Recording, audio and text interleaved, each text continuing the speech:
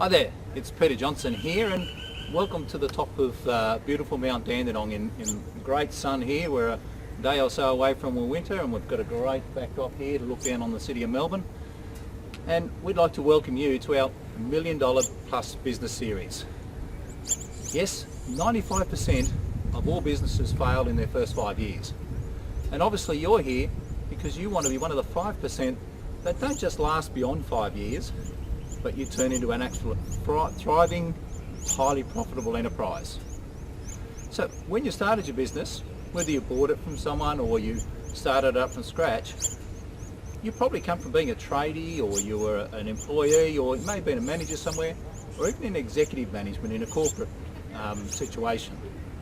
You know, when it comes to into having your own business, all of a sudden you're now back to a level playing field, and you have to wear many hats to run your business, and those hats have you focusing from different directions, trying to achieve and take your business forward. But the biggest reason why those 95% of businesses fail is because they fail to focus on 8 key hats to run their business. And in football terms we say it's keeping your eye on the ball. So these are really 8 balls that you have to keep your eye on and work with day in, day out in your business. And those balls are, 1 is planning. You need to have a good plan in your business.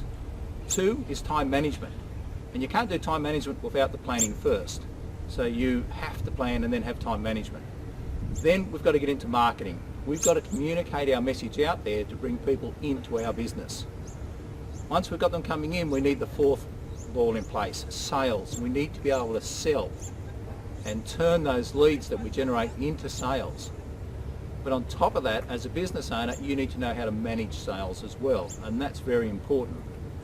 Once our team, all our business is up and running, we've got the planning in place, the time management, the marketing's happening, the sales is happening, we now start to build a team because we're getting more business and we can't cope on our own. So we've got to learn how to recruit people properly.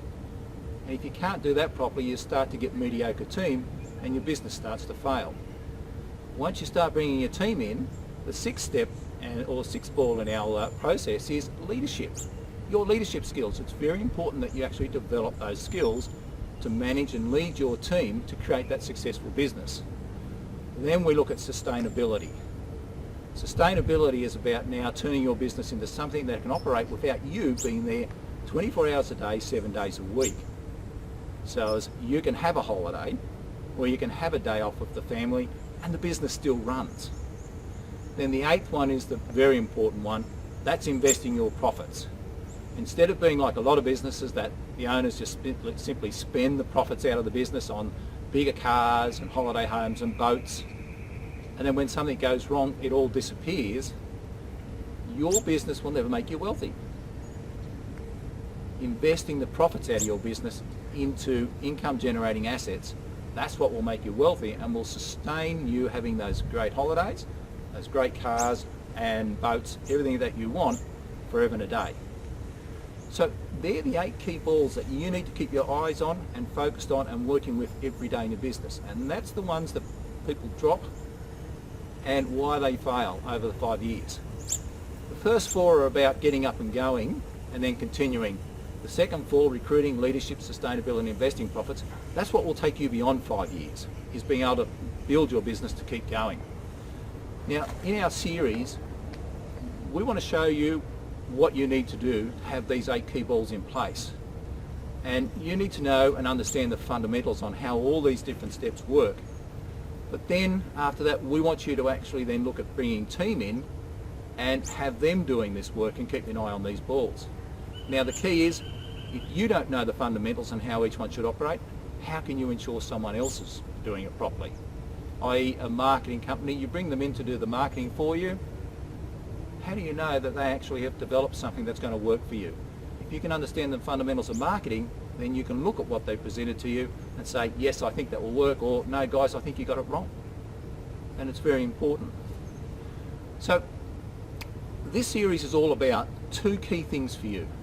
1 is getting your business up and running right now, getting an immediate increase in leads into your business, immediately building your skills of converting those leads to sales, getting a higher profitability into your business. 3 key things that will get you up and running and keep your business going now. And then in the long term, the things that will develop your business so it becomes one of the 5% that don't just survive beyond 5 years but are a thriving, highly profitable organisation. That's what the 2 key things that this series is about. So what we're going to do now is we're going to head off to the $1 Million Plus Business Incubator. And in that we're going to look at the first section of the key things for getting your business up and running, and that's the planning and the time management. And then there's going to be 3 more videos after this one. They're going to take you through each of these key areas that you need to focus on in your business and show you what you need to do to ensure that you grow your business to a highly profitable enterprise and are able to last beyond that 5-year mark. So let's head off to the incubator now and let's get stuck into it. Hi, it's Peter here again and welcome to our $1 Million Plus Business Incubator. So what we want to show you over the next 4 videos is the 8 key steps that you need to focus on as a business owner to ensure that you can generate those leads today and convert them into sales and create higher profits, and also to ensure that you last beyond the 5 years and are a highly profitable and successful enterprise. So those 8 key steps, what we want to look at today is 2 of those steps, and they'll be your planning and time management. So if we have a look at the planning side of things in business, we've got 4 sections that we need to plan in. And that planning needs to cover a simple business plan,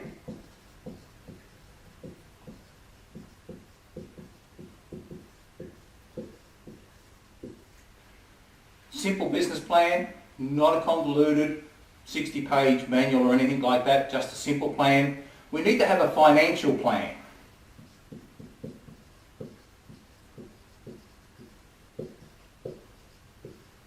Very important to understand where you're going to be financially in your business. We also need to have a marketing plan. A marketing plan that's put together over 12 months. That marketing plan is to help you have a clarity on what you're going to do to market your business. Because the simple fact is, it doesn't matter how good you are or how good your product is, if you can't market your business and get people out there in the marketplace seeing it, you don't have a business. And that's simply it. The 4th one, very important one, is a quarterly action plan. And this plan is about the action you're going to take over the quarter. So if we look at each one of these, a simple business plan. A simple business plan talks about who you are, the product or service that you're going to provide, the market that you're going to be in and work in, and things like the strengths, weaknesses, opportunities and threats to your business, so what they call a SWOT analysis. Getting them down on paper, because whilst it's in your head, there's not a lot of clarity. Very few people can have clarity whilst things are in their head. And when you write down this simple business plan about who you are, what you're going to do, who you want to do it with, and what those threats and opportunities are to your business, once you've written them down, you get much better clarity on what you're going to do. And in that, you can also see where things may not work in your plan as well. Your bank is probably going to ask for a business plan if you've got, if you want to get some financing of that from them, but we don't want this 60-page, 50, 60-page manual that a lot of people get you to do when they say you're starting up a business.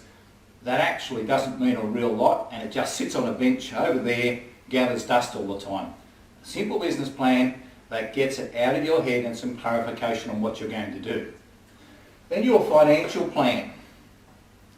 This is putting together a projected profit and loss for your business, a cash flow analysis of your business. Now, you'll do that if you're starting a business, and you should be doing that even if your business has been going for some time. When you start, it's more of a bigger crystal ball type work, but at least it gives you information on what you need to do to ensure you are a lot secure financially. If you've been in business for a while, you can use the past year's history to build your profit and loss forecast. We also look at things like financing equipment and startup costs and stuff like that. You need to have that in your financial plan. and ongoing financial, what we call financial requirements that you'll have to run your business. So this financial plan is about you having clarity. It's about you knowing, if you're starting your business, how long it's going to take before you're actually going to be able to take a wage out of the business. So I can tell you now, a lot of small businesses, the owners don't take a wage. They just take some drawings when it's available now and then, whereas you actually want to be able to take a proper wage regularly. So a financial plan needs to be in place for your business. And your bank is also going to want it if you want finance from the bank. The next one is a marketing plan. And the marketing plan is a plan over the next 12 months on what you're going to do to actually get your message out there. And it takes into account the seasonal things that are happening and different events that happen throughout the year that affect your business, so you can ensure that you can capitalise on that time it takes to market, to get your product or service out there at the time of that event. And this marketing plan also takes into account things like fundamentals of marketing and the strategies you're going to use, the tactics that you're going to use inside those strategies, and the resources that you're going to use for it. So a marketing plan is very important to get your business up and going. The fourth one is an action plan, and it's a quarterly action plan, I should say. It's about all this planning rolled into a quarterly plan where the activities you're going to do each week are pre-planned. These are the things about growing your business, whether you're starting a business or whether you've got a business that's up and going. These are the things that you've determined that you need to do each week to grow and develop your business. Not just the weekly and daily things that happen in the business. These are the things that you need to focus on that will grow the business for you. So the quarterly plan, as we say, it has the quarterly targets. Those quarterly targets are taken out of your business plan, your financial planning and your marketing planning to set the quarterly targets, which then you have each month's targets, and then in each week you plan the activities that you're going to do to actually achieve those results in your business. And that quarterly action plan helps you then plan each week and each day. But we'll talk about that in time management. So the key here is that a simple business plan will give you a clear picture. And that's very important, because if you don't have a clear picture on what you want to achieve in your business, then that's why most people go to work and wander around getting beaten from pillar to post in their business and not actually move forward in it, because they do not have a clear picture. So the simple business plan gives you a clear picture. A financial plan starts to give you that security. Businesses, they struggle with the finances and that, but if you can understand your finances in your business and what you need to do to achieve, in 3 months' time, ensure that the costs you're going to incur are met by the revenues you generate over the next couple of months, to ensure that your business is profitable each month if you can get it that way. Not every month is profitable, because some wear costs that are actually earned revenue in other months. But what it does is it actually gives you the ability to put a plan in place that allows you to give you security in knowing where your financials should be up to. The marketing plan, obviously it's about growth. How you grow your business. Putting the planning in place so as you can take everything you learn about marketing and grow and develop your business. And of course the action plan is about getting results. These are the things, the plan that you're doing to actually get results in your business that you take from putting all this together. So number one in your focus of running and developing your business is to have some planning in place. We hear a lot of people say, but I don't have time to do it. Well, the simple fact is you don't have time not to do it, because once you start to do this and put it in place, you actually will get the time and you'll be much better off. So we'll talk about time management next. So, number 2 on our 8 key steps of focus to get your business up and running and lasting beyond that 5-year mark, and be one of the 5% that does that. Number 2 is time management. Now, time management, a lot of people will say, well, but I don't have the time to plan. Well, the simple fact is,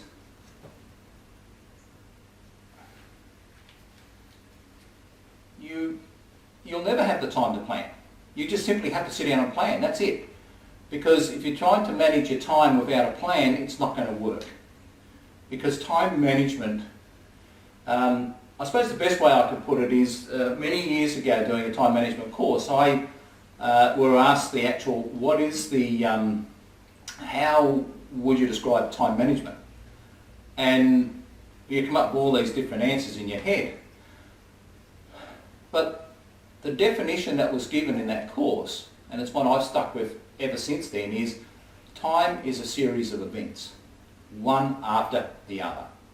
That's all time is, no matter what you do. You wake up in the morning, it's an event. You get out of bed, it's an event. You get dressed, it's an event.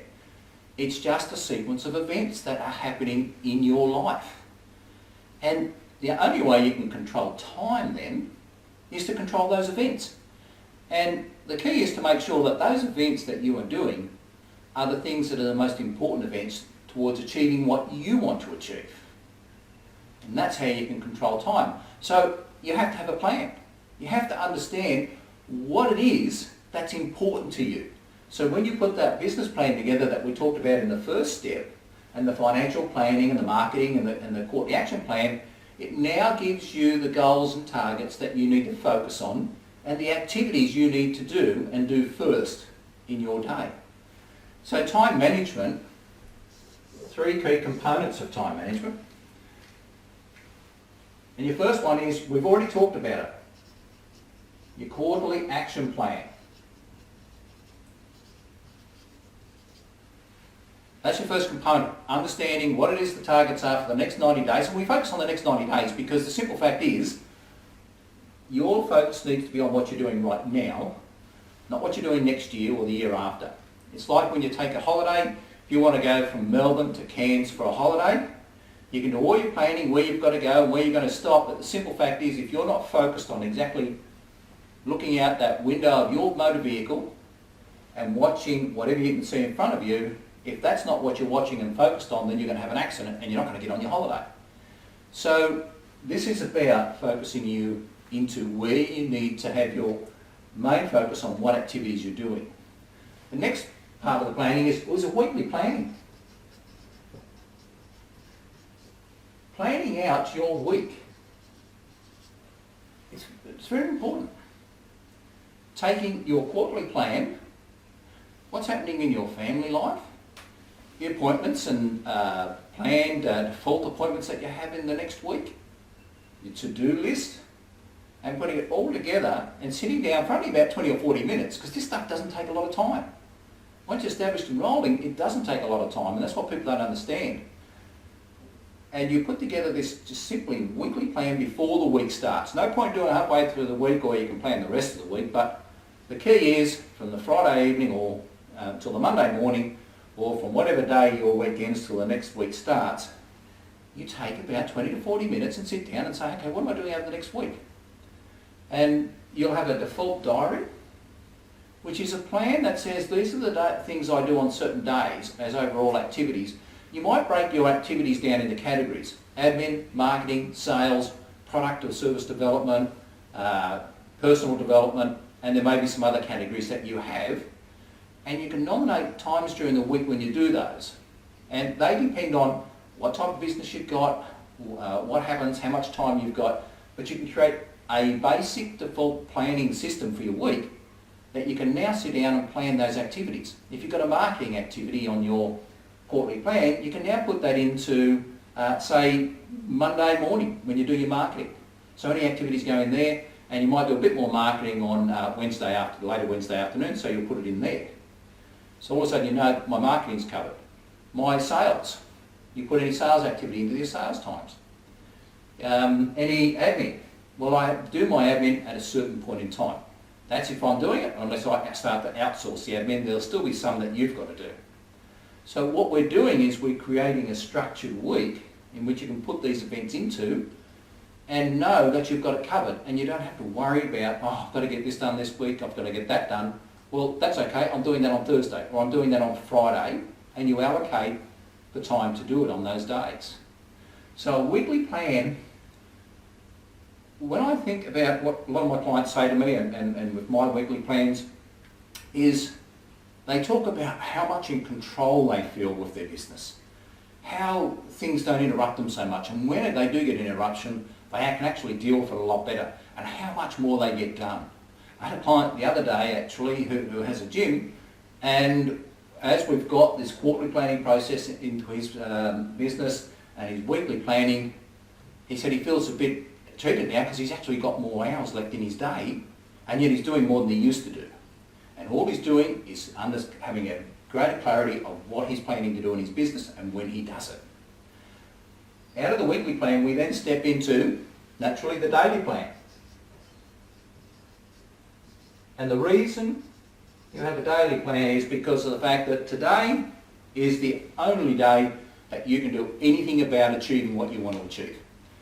Yesterday you can't do anything, tomorrow you can't do anything, you're living in today.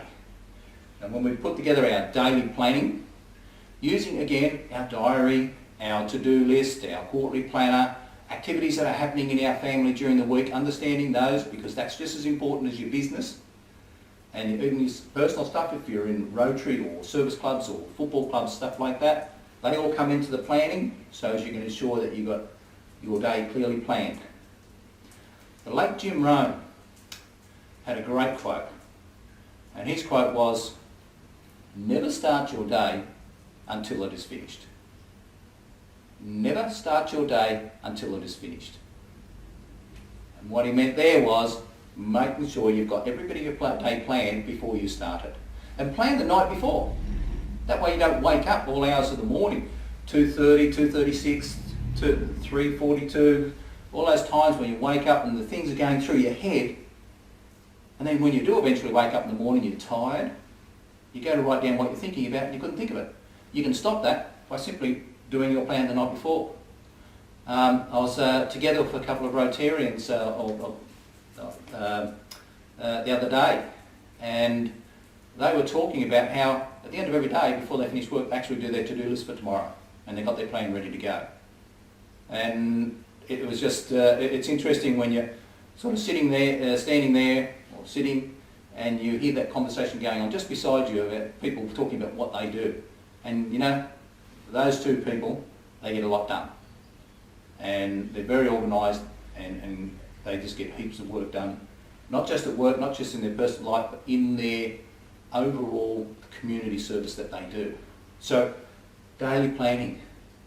And I've spoken to people that say, "Oh, I've done that to-do list stuff, it doesn't work, it's all a load of rubbish and that," and I'll then turn around and ask them a question, so you put the to-do list together and it didn't work, the day just fell apart on me, and I turn around and say, "So what happened the next day when you tried it and you put one together?" "Oh, I didn't worry about it, it doesn't work for me." I turn around and say to them, "Well, what do you expect? You've got to actually, this is not going to start to come into play the first time you try to do it. Remember when you started to drive a car?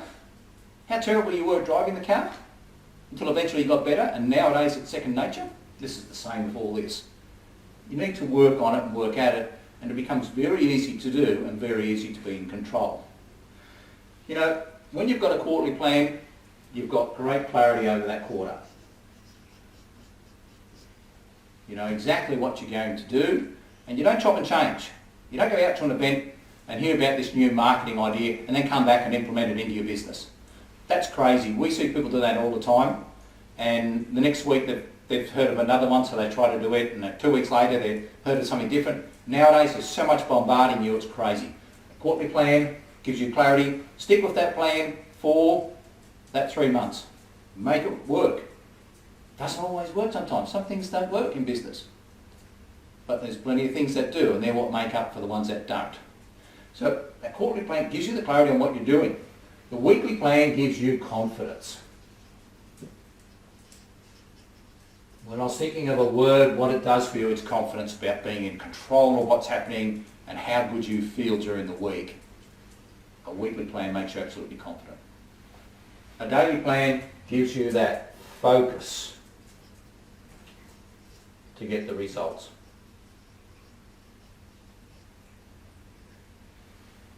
It allows you to keep a laser focus on what I'm doing today, making sure I'm doing those hard things that sometimes you don't want to do, and you keep putting off and doing other things, and at the end of the day they're not done. Well, when you do your daily planning properly, you know you need to get those things done first, out of the road, and then your day sails along. And it gives you absolute focus to get those results. It's very important. The simple fact is you'll never have the time to plan. You need to make the time to plan. And successful people that you see out there, out and about, that look as if they've got all the time in the world, the reason they've got it is because they've got good planning and they actually use that planning to now manage their time. So now you know about the first 2 steps of building your business to $1 million plus turnover. And how to ensure that your business is one of the 5% that doesn't just survive beyond 5 years, but is a thriving, highly profitable enterprise. Those 2 steps were planning and time management. You need to have good planning in place for your business, and you need to practice good time management skills.